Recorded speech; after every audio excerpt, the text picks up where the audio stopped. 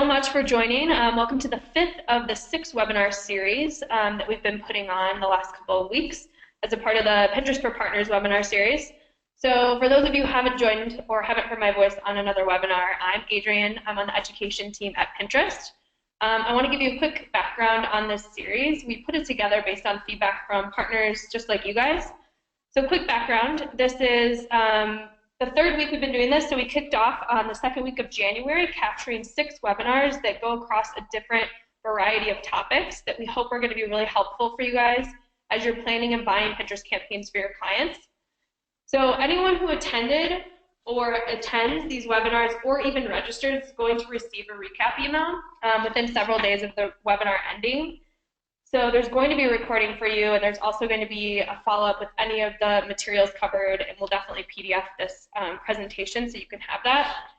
So have no fear, and don't stress if you missed any of the other webinars or if you missed any or can't attend any live. There's 2 ways that you can get them. One being, like I just mentioned, if you registered or if you're attending, you're going to receive the recap email that's going to have the recording and the materials covered.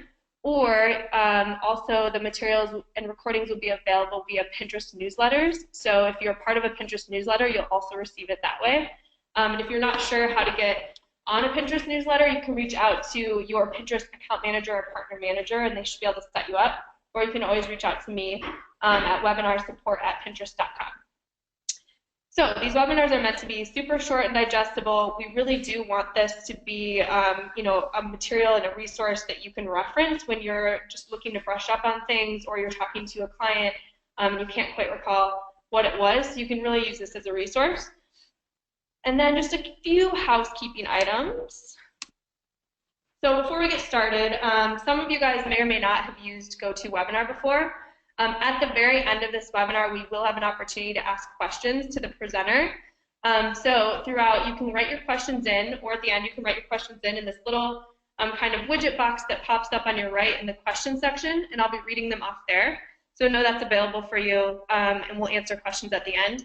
And then also, there is a very quick, short survey, and we love your feedback. Obviously, we want to keep getting better and make these as valuable as possible for you guys, so we'd love to hear your feedback through that survey. Going to pop up right after the webinar, as well as you'll get it in the recap email. So with that, we're going to jump into bidding, buying, and campaign optimizing on Pinterest, a really hot topic, I think, so this is going to be great. I'm going to pass it over to Giancarlo, who can introduce himself and get into things. Hey everybody, this is Giancarlo. I'm a partner manager on our sales team. I've been with Pinterest for a little bit over a year, and I'm very familiar with helping our partners find success in auction. So today, like Adrienne mentioned, I'll be kind of walking through bidding, buying, and how we think about campaign optimization on Pinterest. So I'll breeze through this content over the next like 25-30 minutes, but want to make sure that we have time at the end for some really good questions. So objectives of the session: 1, I want to outline different methods, how we can buy on Pinterest. Also want to walk through the different bidding models that we have, explain the different ways that we can set up based on various client objectives within our given auction. There's quite a few different ways that we can actually buy an auction. And then once something is live, how we think about optimizing based on client goals. Is it working, is it not, and how can we kind of refine and scale success? So there are a few ways to buy on Pinterest. Currently, you can work with our sales team and buy on a reserve basis. I'll talk about what that means in the next slide. Also via our ads manager, it's a self-serve platform. We give both our partners and agencies alike access to our ads manager, and then through our PMP partners, Social Code, Ampush, there's quite a few of our PMP partners that we like to work with, and I'll talk through some of the advantage there also. So Pinterest Ads Manager, this is really built out for working directly with their advertising partners, whether it was small businesses or our larger businesses alike. There's pretty great tools within this product. We are currently making a lot of changes, a lot of engineering resources dedicated to revamping this, making sure that it's really, really effective for advertising partners, self-serve. When we on our team work with our partners, our advertising partners or agencies are actually doing all the campaign manipulations, and we act in a very consultative capacity when our clients are in Ads Manager.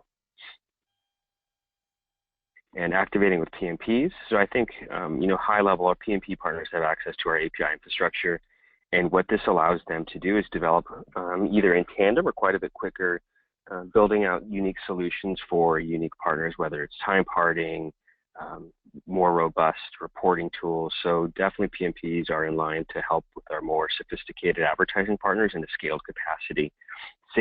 Ultimately the same access to the same product. They leverage our same auction tools, our same product offerings, et cetera.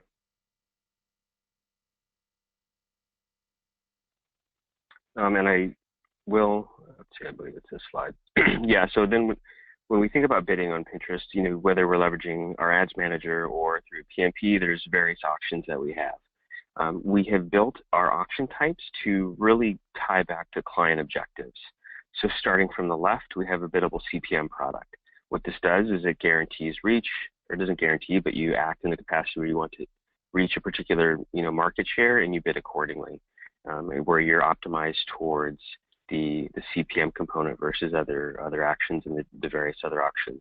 Our CPE auction, cost per engagement, there's 3 purchase events that occur. The element of save, so if someone takes that promoted pin, saves it. The element of a close-up, where someone takes that pin in grid and they click it and it zooms in, that's called a close-up, and then a click-through to our partner's website destination. So those are 3 billable events in a CPE auction. The CPE auction will automatically optimize for an engagement rate and serve creative accordingly based on the highest predicted engagement rate. And then there's our CPC auction that is in line with partners' objectives, where there's direct response performance initiatives where we're looking to drive purchases, drive signups or other actions on site. That is optimized for CTR, and the payable action is a click to our partner's website. So this kind of ties back our auction models. So again, it's a second price auction in both our CPC, CPE, and CPM formats. And then we have that left quadrant, which is our reserved media. So when you read press about our video offering or our cinematic offering, our new ad formats typically roll through this IO reserved buy. That would be purchased in-house. That's something that our ad ops and our campaign management teams would help produce and get the campaigns live. I do feel strongly that video, for example, its natural progression will be to go in auction, but we build it first on the reserve side of the house. And just a quick definition for second price auction. So if we're in the CPC auction, for example, and I have a $10 max bid, I will pay a penny above the bidder below me. So that could be $1.10, could be 77 cents. But starting with a high bid will ensure that we can win out as most bids possible, but you will only pay 1 penny above the person below you in that auction. Campaign setup is really, really important for the way that we think about setting up for success in auction. And just to be totally honest, our ads manager makes it pretty confusing. We've been moving so quick as far as development stands that we're just starting to put together best practices. So a lot of our best practices we've learned over the last year, and we translate that working directly with partners as we think about the overall tactical campaign setup. I know that there's been some previous sessions about how our ads serve and targeting, but I do want to spend just a quick second here and just recap how our ads are served. We have 2 swim lanes. We have our home feed, which is on the left, which is a behavioral representation of a pinner's behavior. So I love food, I love outdoors, I love skiing. My home feed will be comprised of those interests. And then we have search. So search is another swim lane where we serve ads, gift ideas for Valentine's Day or Mother's Day. And so we serve in those 2 very explicit swim lanes in various capacities. Again, I know that we went into detail with this on a previous session, but just want to quickly touch on our targeting because it will really translate into the tactical composition of the way we think about our campaign setup, or whether we're leveraging interest targeting, keyword targeting, or using our new audience manager with customer list segmentation, either inclusion or exclusion. Engagement retargeting is comprised of people who have saved your content on Pinterest that routes to a particular website's domain. We can build out unique campaign strategies around that. Visitor retargeting as well. If we think about someone who abandoned cart, they added to cart, they didn't check out, we want unique campaign structure in place to serve to them. And then same thing with act-alikes, targeting people on a unique campaign setup. So for any folks on the call who have leveraged our ads manager, let's say last quarter into this quarter, we've made a pretty integral change where we've mapped to ad groups. So for the intentions of this session, I'm really going to just focus on ad groups, and we will have 100% rollout by end of quarter. If, for example, you go into Ads Manager and you don't have access to ad groups, but based on this session you want access, reach out to your Pinterest rep and we can move you into that platform ahead of the scheduled rollout. Essentially, on a hierarchy level, we have the advertiser account. Under that, we have campaigns. Campaigns essentially is a shell where we can assign lifetime spend cap for all the underlying ad groups, but other than that, it's a very just empty shell where we will house ad groups. Ad groups now contains our budget, our flight dates, our targeting, and bids. And then the promoted pins really just contain the destination URL and the creative. So I'll walk through some scenarios of how we think about best practices from setting these up tactically, and also some examples of bad examples. The way that I see it, there's really two ways to best leverage ad groups. One is where we have the same targeting across a various ad group. Let's say we're trying to target, in this example, 4th of July, we're targeting females with gifting terms. And we really want to understand what creative is going to resonate in the CPC auction. So we have 3 very similar creatives. Maybe we're interplaying the background color to understand what will work best from either a CVR or CTR perspective, and we launch those underneath that ad group. So we have one ad group with 3 subsequent pins where all of the targeting is the same. We're placing tight controls. We want to understand very quickly what creative will work best. The other most preferred setup until we make a couple more tweaks is keeping in line with the 1 pin to 1 ad group setup, where we have 1 ad group targeting exactly 1 pin, and then we can mirror that ad group out if we're trying to have very explicit controls on creative delivery. So it's important as we think about an ad group, it'll house all of our unique targeting components. If we look back a few slides where I was bringing up all of our targeting, we could have, engager retargeting with specific keywords, specific interests, devices, genders. But when we think about thematic themes on targeting, we want that to house on the ad group level. I'll touch on it in a few slides.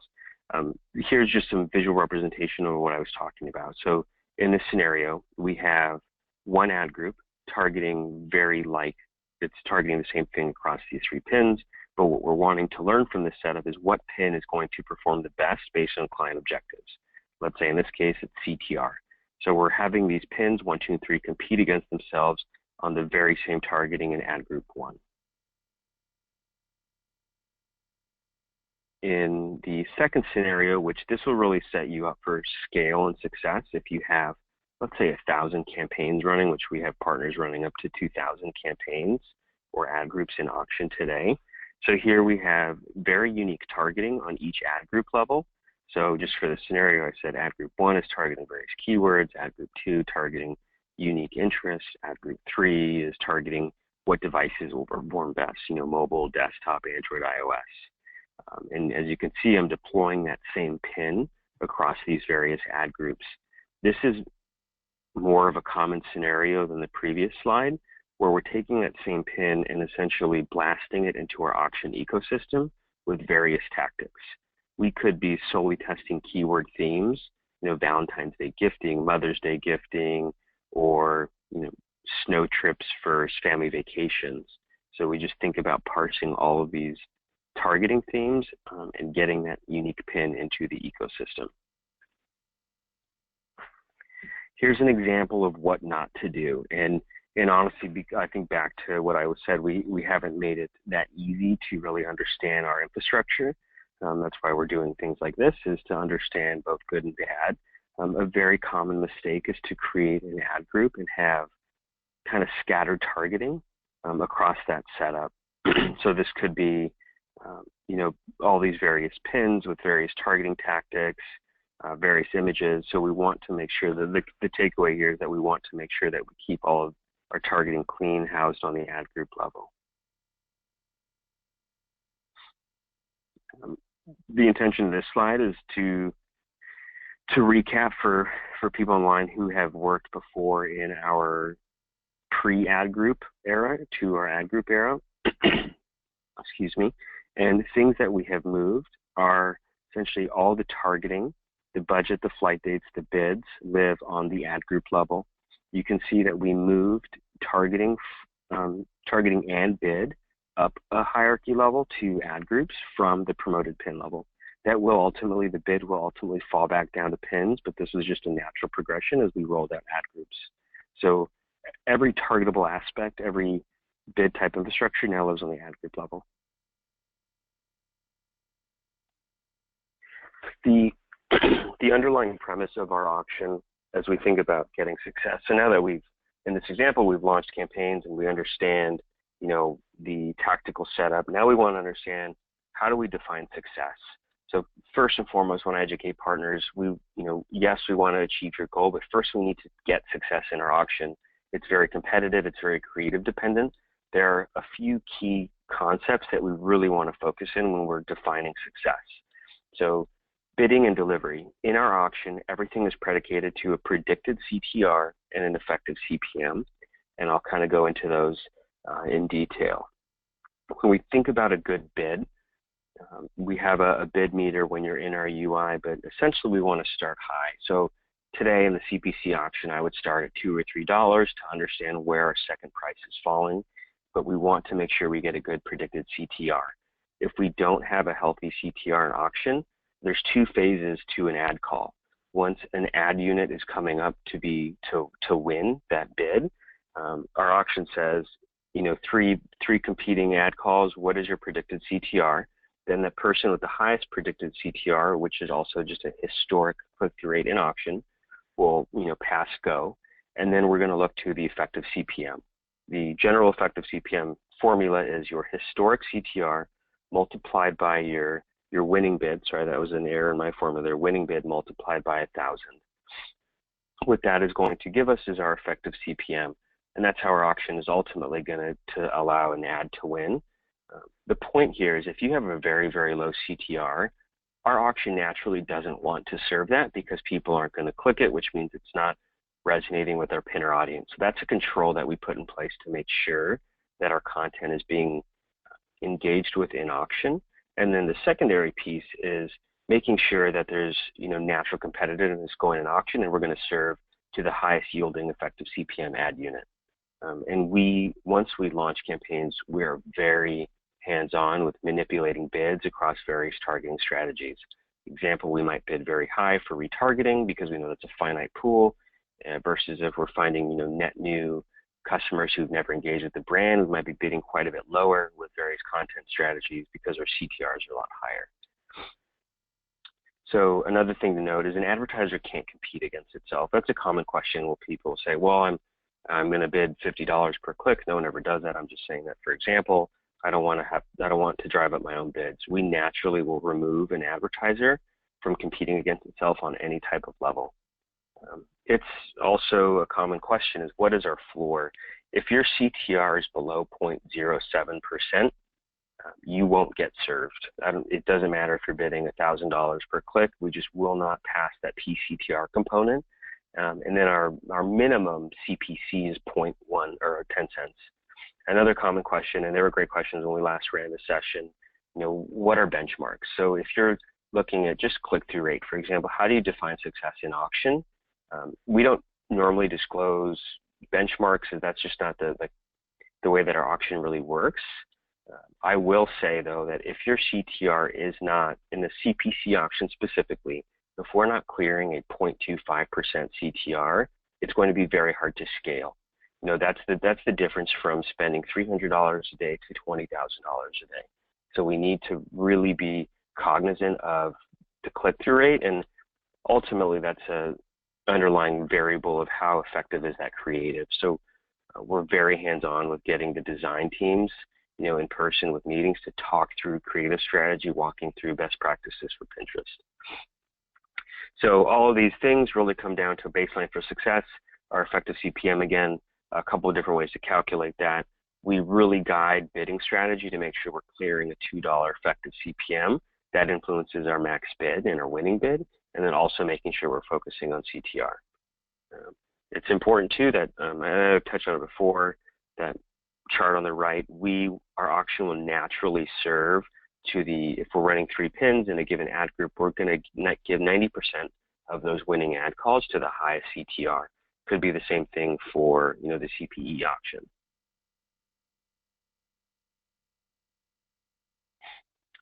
I won't spend time on this chart. It's pretty busy. I think what I'm wanting to do here is tie it back to how we think about our ad group strategy and our bidding strategy.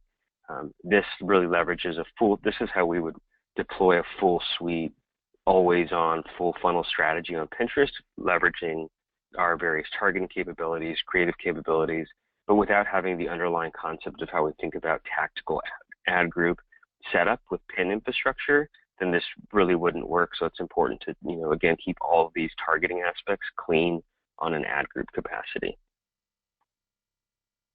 So now, in a scenario, we understand how we set up ad groups, we understand how we traffic all these things at launch, where we put our client in the right auction, CPC versus biddable CPM versus CPC, and now there's a couple scenarios. Ultimately, the two fundamental scenarios are, I'm hitting my client's goals and I want to scale my presence on Pinterest. Or the other scenario is, we're really not hitting client goals. What levers do we have at our disposal to improve performance from a direct response or share of voice capacity? So a couple different things. The overall attribution, the way that Pinterest works, because we're an intent-driven platform, people are coming to discover ideas versus I'm on Google and I'm searching for red shoes, I want them right now. There's a longer attribution cycle. So a lot of times we dig into these conversations. What is your look back window? Are you on Google last click? Are you, 1 day, 7 day, 30, 60? So typically for Pinterest, we prefer a 30-31, so 30-day click with a 30-day engagement and a 1-day view. We also allow for cross-device mapping, so we'll use this data to go into conversations, say, hey, client XYZ, 30% of your conversions are mapping cross-device, so can we increase our CPA target since we know we're missing 30% on your last click attribution? So the tactical pieces to scaling up a campaign. If we have a given ad group that's working really, really well, what are the things that we have at our disposal? A, it's expand targeting. Are we, trafficking 100 keywords? Can we increase that to 500? That's just going to get us more scale in search and home feed. Increasing bids. So do we have price sensitivity where we're hitting goals and we can afford to increase our max bids? That is going to win on that eCPM front, so let's do that. Also increasing budgets. So, are you hitting your daily budgets is something we really want to always focus on. We know as an auction, our budget utilization is around 30%. So a lot of times, just by increasing your daily budget cap, can reach more daily volume without controlling either of these other variables. And then the longer term scaling up play is increasing your CTR.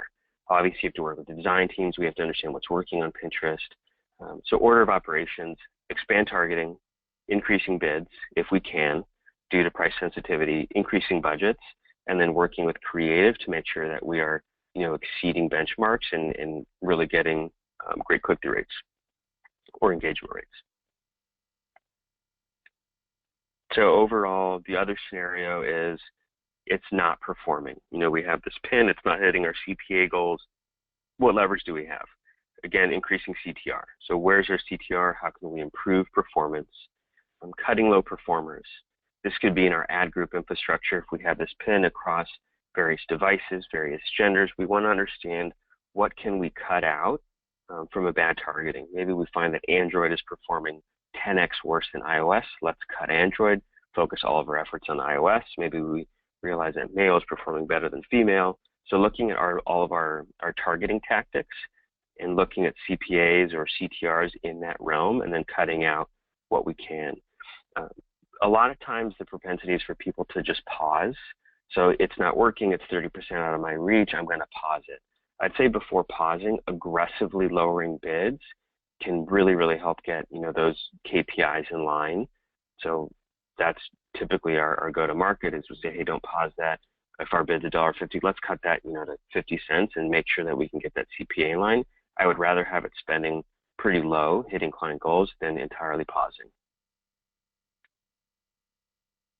And one thing I didn't touch on here, all of this really equates to is eCPM. So if we cut our bids by, 60% and our eCPM is at 70 cents, we're no longer as competitive, but we can still get volume.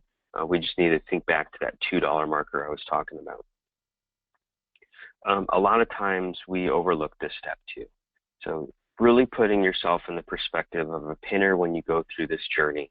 You see this ad, you do a close-up, maybe you save it, and then you click through. So we are very hands-on with our partners at being very strategic with how the orders of operations of the user flow on our partner's site. We'll go through it, we offer suggestions, maybe we can start using some dynamic A/B testing to really optimize this flow for Pinterest.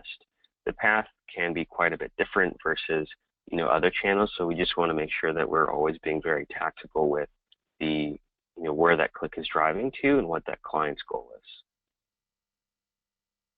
So in that case, we're trying to be very hands-on with increasing conversion rates.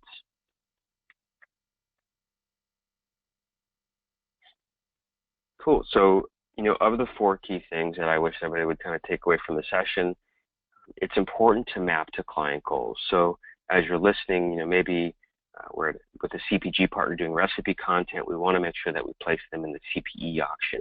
We really want to optimize for saves and clicks and close-ups there. Or if it's share of voice, we want to make sure that we're placing people in the biddable CPE auction. And if we have performance-based goals, sign-ups, purchases, app installs, we want to make sure that we are in the CPC world. So it's just important to map client goals to auction type. That's where we built them as such. There's different bidding and buying options, remembering our PMP partners, our reserved buys for video, and our self-serve ads manager. The other piece is our tactical setup. As we've migrated from campaigns to ad groups, where do all those tactical targeting pieces live? They live on the ad group level. The 2 core scenarios, a 1 pin to 1 ad group, or 1 ad group to up to 3 very like pins, so we can get a true signal on creative. And then the 1-to-1 ratio will really allow for very controlled, scaled success within our auction. And then the 4th takeaway here is how do we think about optimizing? If something's working, how can we increase our reach? We do that by increasing targeting, increasing bids, increasing the effectiveness of our creative. If something isn't performant, what levers do we have at our disposal? Cutting away lower performing targeting pieces, cutting away various creatives that might not be working, or manipulating bids to ultimately get performance in line. From that, I will flip that back over to Adrian to help field any questions, and we are happy to answer them. Awesome. Thank you so much, Giancarlo. I think this was really awesome, especially getting into the weeds on some things and different levers that we can pull, that you guys can pull for your partners as you're getting campaigns up and running. And like I mentioned, I know, a lot of these slides had a lot of words and they had a lot of information, so don't worry, we have a PDF coming of this, so you guys can all have that to reference going forward. All right, I'm going to guess there's probably going to be several questions. Lots of good info here. So, Giancarlo, just throwing the first one out here, is Pinterest Ads Manager similar to Facebook Business Manager? And do you need to work with a PMP to buy media self-serve? So let me make sure I understand that the question is, do you need to work with a PMP to actually buy any media on Pinterest? I think that's the part of the question, yes, and then also, is the Ads Manager similar to the Facebook Business Manager, if you know that?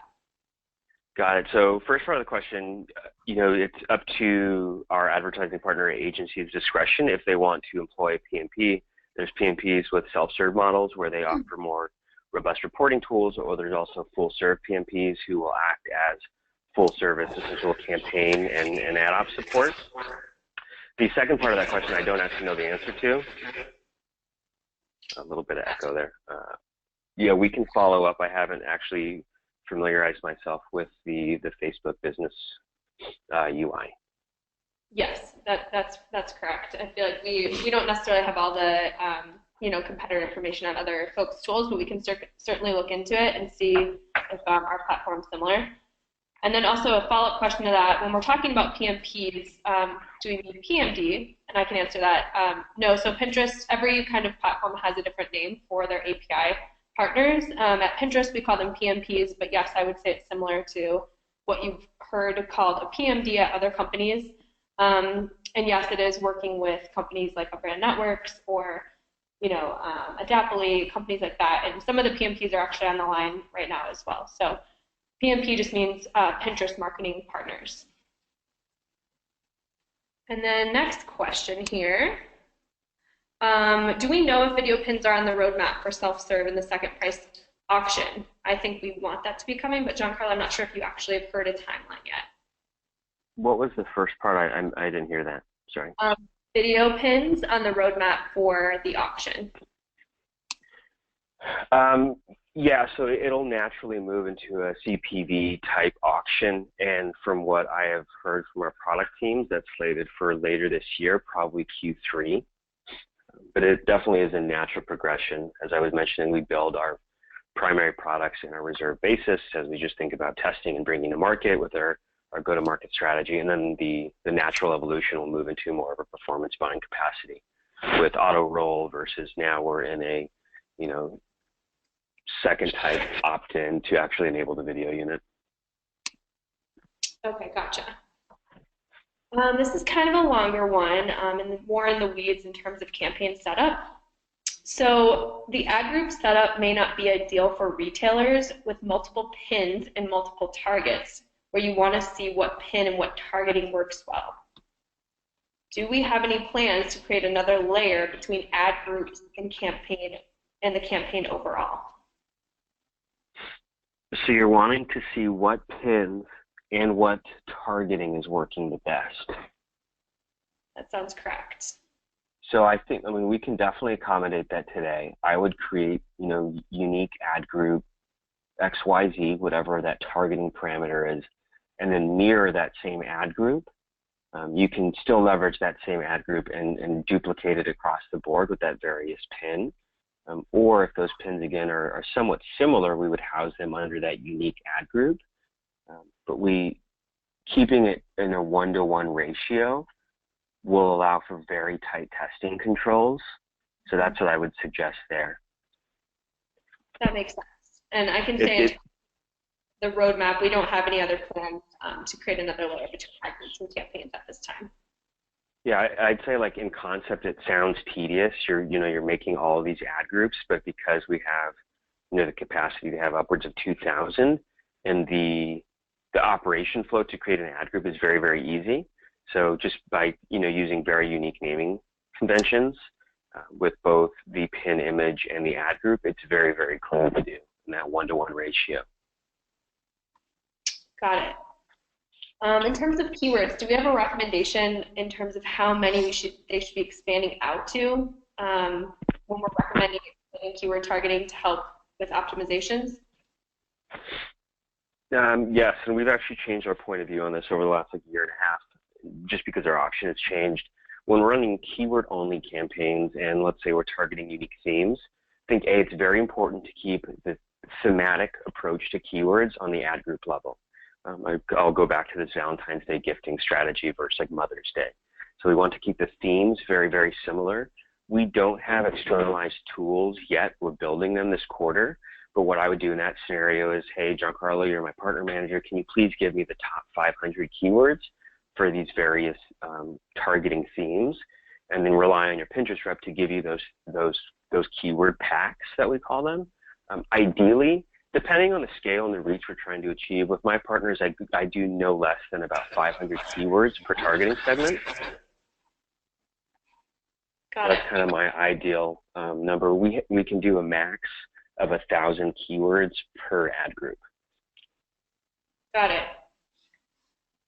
Looks like the presentation froze in part of this. I got a couple comments on that, so sorry about that, guys.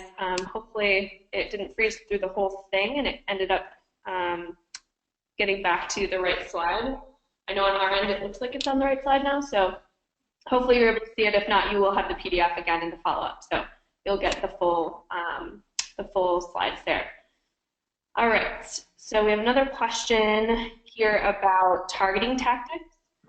So can we report out on targeting tactics used in ad groups, like an audience insight report? Example, in one ad group, there's shoe lovers and fashionistas as a tactic, and then can you see if that drove more conversions than the other? 100%. So there's a couple ways that we can get to that derived answer. So the question is essentially wanting to look at all of our targeting tactics and looking at downstream metrics. Let's say, conversions in this regard.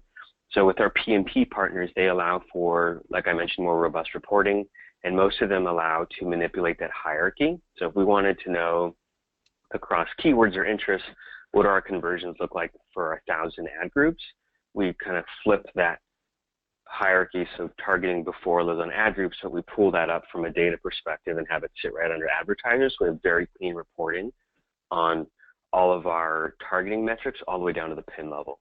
Our ads manager does not do that today. So if you were to export all of this data, you'd have to export it at every unique ad group level. So if you have 500 ad groups, that's kind of a pain. We have an internal tool that we will ultimately build up for Ads Manager.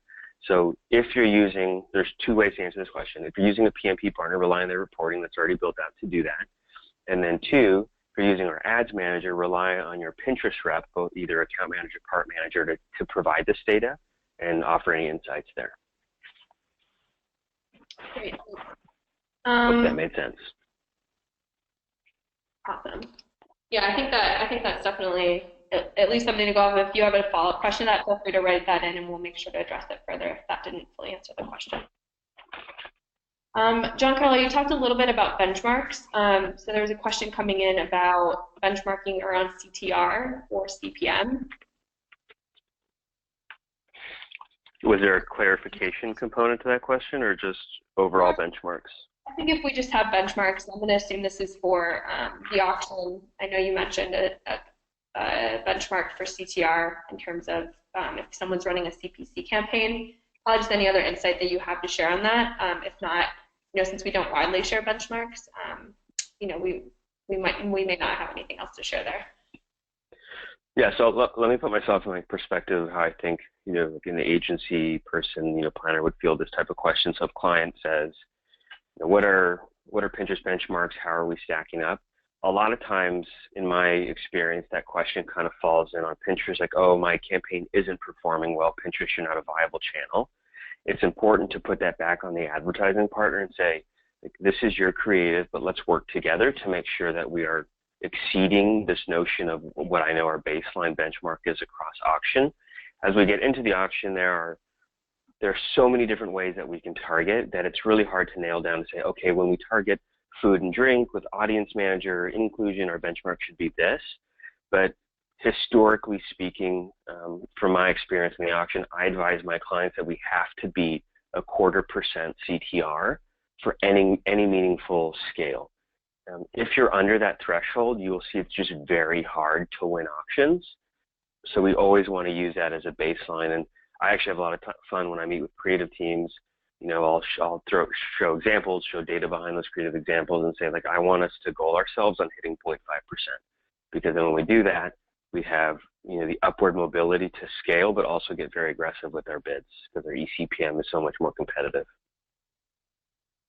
Gotcha. Yeah, and we just had another write-in. Clients are constantly asking for benchmarks, and I think we definitely hear you on that. And if we have any other things we can share, will definitely help.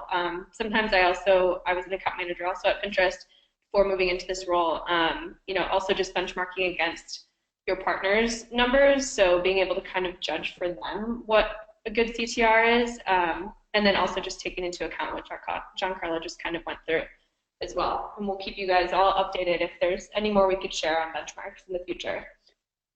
Yeah, because what we can do is thinking about benchmarks. So let's use food and drink as an example. We know we have a tremendous amount of scale, and towards holiday season, like, that auction gets very competitive, so the eCPM goes up. So we tend to think about, we're looking at benchmarks, like, I need our XYZ advertiser to beat this eCPM, and I know that we need to have our CTRs above that 0.25 percentile to then be able to get very aggressive with bids. So yeah, I understand the market need for benchmarks, and unfortunately our auction is pretty nuanced, and and different where we can't just explicitly say, hey, food and drink, here's our benchmark. Right. Perfect. Thank you for the context. All right, so we actually have another question here around budgets. Do we have any tips for avoiding budget dilution when testing creative under the one ad group to the one pin structure? Is there a recommendation ad group budget floor? So budget dilution, I'll talk to the other part of the question. If you can clarify what you mean by that, that would be great. From a data perspective, we don't suggest anything less than $100 per day per targeting segment. So in my mind, let's call that 100 clicks. Anything less than that, we are spending too much time like launching hundreds of ad groups when we should really be focusing our energy to make sure that we have data that will allow us to drive statistical meaning from any of our targeting. So minimum $100, I'd say. Typically, when we're scaling up with advertisers, we don't have less than a couple thousand per ad group, but that could be various, very dependent on, client objectives and budgeting. Gotcha. Yeah, I mean, I think that kind of answers the second part of the question then as well. Like, is there a recommended ad group budget floor? So you're saying $100 at least. Got it. And I hope that touched on the concept. I'm not familiar what you meant on the budget dilution, but if there's clarification questions, please ask. Great. All right. Are there best practices around forecasting reach and estimating a potential budget? I wish. This has been a pain point for us too, just being totally honest. How we're solving this problem is we're building these tools. So internally we have a few tools that have been built where we can help estimate reach within a given targeting set. So food and drink example over the unique time horizon, what type of volume do we have?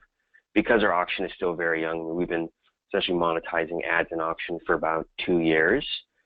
But that is a huge objective as we look at our internal product roadmap to build this out internally and externally. So I would expect that to see that completed by end of this quarter. Great. All right. Looks like we don't have any more questions coming through in a second, but I will give everyone on the line a minute or two to think about it. While I switch to the next slide here, I just wanted to give you guys a little perspective about what webinars were part of this Pinterest for Partners webinar series. So like I mentioned, we're on the last week now. We've gone through some of the just basics on Pinterest, like how to position clients, different best practices for ad formats and creative based on objectives, also digging deep into targeting and audiences. And obviously today going through more of like the tactical side of getting things set up and once you're running, how to optimize and best perform for success with your clients. And then next on Thursday, our last one is going to be about showcasing value through measurement and talking more through the Pinterest tagging conversion tracking. So definitely attend that if that's of interest for you. And like I mentioned, if you registered or if you attended any of these, you should get the recap email with the recording as well as the PDF of the presentation and any other follow-up materials that we discussed. So you will have all that. Just wanted you guys to be aware. Thank you so much for joining. It looks like we don't have any more questions, so I'm going to go ahead and wrap it up here, give you guys a little bit of time back. But thank you for joining, and we'll see you guys next time. Thanks, John Carlo. Thank you, everybody. All right. Bye-bye.